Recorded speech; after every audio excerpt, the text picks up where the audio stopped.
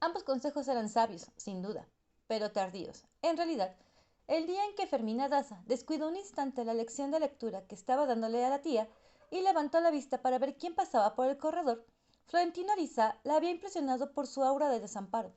Por la noche, durante la comida, su padre había hablado del telegrama, y así fue como ella supo a qué había ido Florentino Ariza a la casa y cuál era su oficio. Estas noticias aumentaron su interés, pues para ella, como para tanta gente de la época, el invento del telégrafo tenía algo que ver con la magia. Así que reconoció a Florentino Ariza desde la primera vez que lo vio leyendo bajo los árboles del parquecito, aunque no le dejó ninguna inquietud mientras la tía no la hizo caer en cuenta de que había estado allí desde hacía varias semanas. Después, cuando lo vieron también los domingos a la salida de misa, la tía acabó de convencerse de que tantos encuentros no podían ser casuales. Dijo, ¿no será por mí que se toma semejante molestia?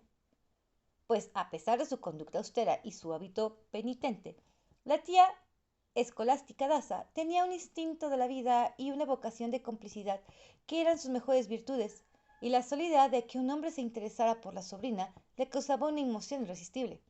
Sin embargo, Fermina Daza estaba todavía a salvo hasta la simple curiosidad del amor, y lo único que le inspiraba a Florentino Ariza era un poco de lástima, porque le pareció que estaba enfermo, pero la tía le dijo que era necesario haber vivido mucho para conocer la índole verdadera de un hombre, y estaba convencida de que aquel que se sentaba en el parque para verlas pasar solo podía estar enfermo de amor. La tía escolástica era un refugio de comprensión y afecto para la hija solitaria de un matrimonio sin amor.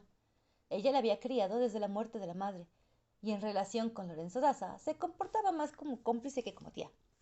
Así que la aparición de Florentino Ariza fue para ellas más una de las muchas diversiones íntimas que solían inventarse para entretenerse en las horas muertas. 4 veces al día, cuando pasaban por el parquecito de los Evangelios, ambas se apresuraban a buscar con una mirada instantánea al centinela escuálido, tímido, poquita cosa, que siempre vestía de negro a pesar del calor, que fingía leer bajo los árboles. Ahí está, decía a la que descubría primero, reprimiendo la risita, antes de que levantara la vista y viera a las dos mujeres rígidas, distantes de su vida, que atravesaban el parque sin mirarlo. Pobrecito, había dicho la tía. No se atreve a acercarse porque yo voy contigo. Pero un día lo intentará, si sus intenciones son serias, y entonces te entregará una carta.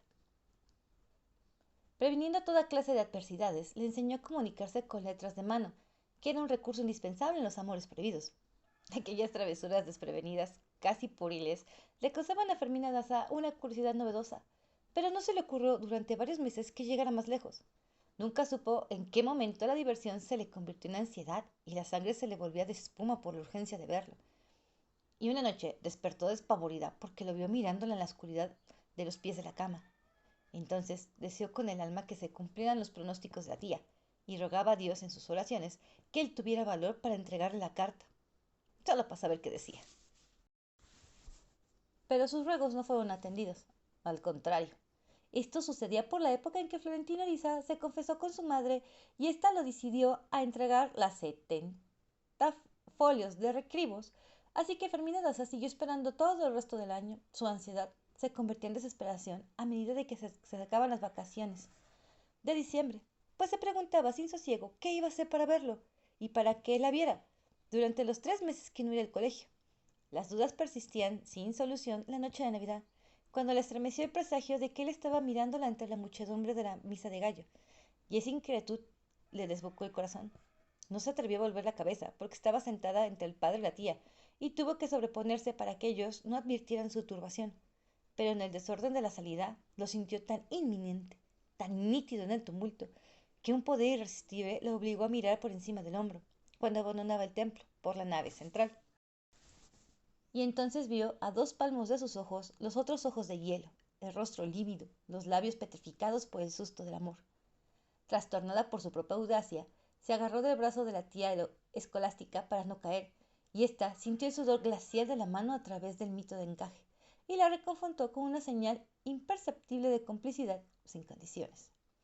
En medio del estruendo de los cohetes y los tambores de la nación, de las farolas de colores en los portales y el clamor de las muchedumbres ansiosas de paz, Florentino Ariza vagó como un sonámbulo hasta el amanecer, viendo la fiesta a través de las lágrimas, aturdido por la alucinación de que era él, y no Dios, el que había nacido aquella noche. El delirio aumentado la semana siguiente, a la hora de la siesta, cuando pasó sin esperanzas por la casa de Fermina Daza y vio que ella y la tía estaban sentadas bajo los almendros del portal, era una repetición de la intemperie del cuadro que había visto en la primera tarde en la alcoba del costurero, la niña tomándole la lección de lectura a la tía, pero Fermina Daza estaba cambiada sin el uniforme escolar, pues llevaba una túnica de hilo con muchos pliegues que le caían desde los hombros como un plepo, y tenía en la cabeza una guirnalda de gardenias naturales que le daba la apariencia de una diosa coronada. Florentino Ariza se sentó en el parque donde estaba seguro de ser visto y entonces no apeló al recurso de la lectura fingida, sino que permaneció con el libro abierto y con los ojos fijos en la doncella ilusora, que no le devolvió ni una mirada de caridad. Al principio pensó que la lección abajo de los almendros era un cambio casual, debido, tal vez, a las reapariciones interminables de la casa. Pero en los días siguientes comprendió que Fermina Daza estaría allí, a su alcance de su vista, todas las tardes a la misma hora de los 3 meses de vacaciones. Y esa incertidumbre le infundió un aliento nuevo. No tuvo la impresión de ser visto, no advirtió ningún signo de interés o de repudio, pero en la indiferencia de ella había un resplandor distinto que lo animaba a persistir. De pronto, una tarde de finales de enero, la tía puso la labor en la silla y dejó sola a la sobrina en el portal, entre reguero de hojas amarillas caídas de los almendros. Animado por la suposición irreflexiva de que aquella había sido una oportunidad concertada, Florentino Ariza atravesó la calle y se plantó frente a Fermina Daza, y tan cerca de ella que percibió las grietas de su respiración y el hálito floral con el que había de identificarla por el resto de su vida. Le habló con la cabeza alzada y con una determinación que solo volvería a tener medio siglo después, por la misma causa. Lo único que le pido es que me reciba una carta, le dijo. No era la voz que Fermina Daza esperaba de él, era nítida, y con un dominio que no tenía nada que ver con sus maneras languidas. Sin apartar la vista del bordado, le contestó: No puedo recibirla sin el permiso de mi padre. Florentino Ariza se estremeció con el calor de aquella voz, cuyos timbres apagados no iba a olvidar por el resto de su vida. Pero se mantuvo firme y replicó de inmediato: Consígalo. Luego dulcificó la orden como una súplica. Es un asunto de vida o muerte. Fermina Daza no lo miró, no interrumpió el bordado. Pero su decisión entreabrió la puerta por donde cabía un mundo entero. Vuelva todas las tardes, le dijo, y espera que yo cambie de silla. Florentino Ariza no entendió lo que quiso decir hasta el lunes de la semana siguiente, cuando vio desde el escaño del parquecito la misma escena de siempre con una sola variación. Cuando la tía escolástica entró en la casa, Fermina Daza se levantó y se sentó en la otra silla. Florentino Ariza, como con una camelia blanca en el ojal de la levita, atravesó entonces la calle y se paró frente a ella. Dijo: Esta es la ocasión más grande de mi vida. Fermina Daza no levantó la vista hacia él, sino que examinó el contorno con una mirada circular y vio las calles desiertas en el sopor de la sequía y un remolido de hojas muertas arrastradas por el viento. Démela, dijo. Florentino Ariza había pensado llevarle los 70 folios que entonces podía recitar de memoria de tanto leerlos, pero luego se decidió por media esquela sobria y explícita en la que solo prometió lo esencial: su fidelidad a toda prueba y su amor para siempre. La sacó del bolsillo interno de la levita y la puso frente a los ojos de la barredora de la del ay y la puso frente a los ojos de la bordadora atribulada, que aún no se había atrevido a mirarlo. Ella vio el sobre azul temblando en una mano petrificada de terror y levantó el bastidor para que él pusiera la carta, pues no podía admitir que también se le notara el temblor en los dedos. Entonces ocurrió. Un pájaro se sacudió entre el follaje de los almendros y su cagada cayó justo sobre el bordado. Fermina Daza apartó el bastidor y lo escondió detrás de la silla para que no se diera cuenta de lo que había pasado, y lo miró por primera vez con la cara en llamas.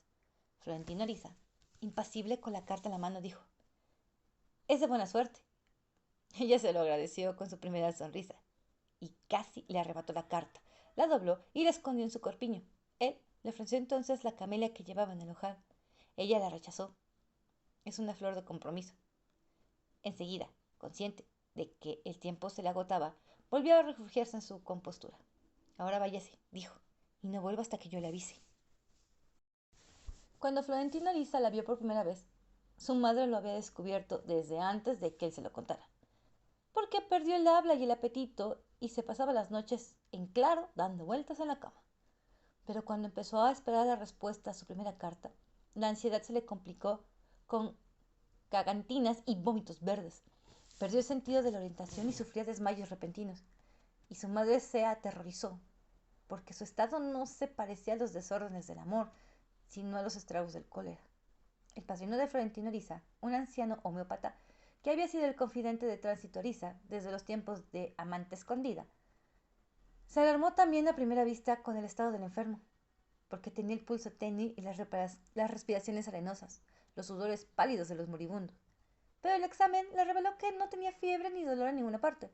Lo único concreto es que sentía una necesidad urgente de morir. Le bastó con un interrogatorio insidioso, primero a él y después a la madre, para comprobar una vez más que los síntomas del amor son los mismos del cólera.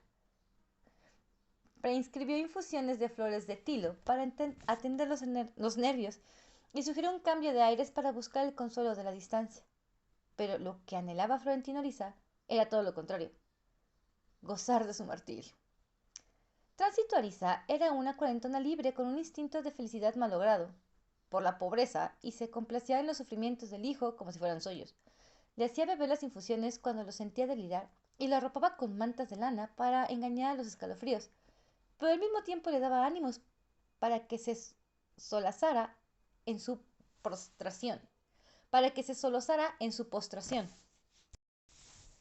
Aprovecha ahora que eres joven para sufrir todo lo que puedas, le decía, que estas cosas no duran toda la vida.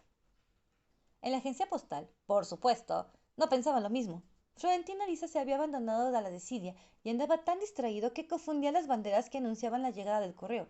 Y un miércoles izaba la alemana cuando el barco que había llegado era de la compañía Leyland por el correo de Liverpool, y cualquier día izaba la de Estados Unidos cuando el barco llegaba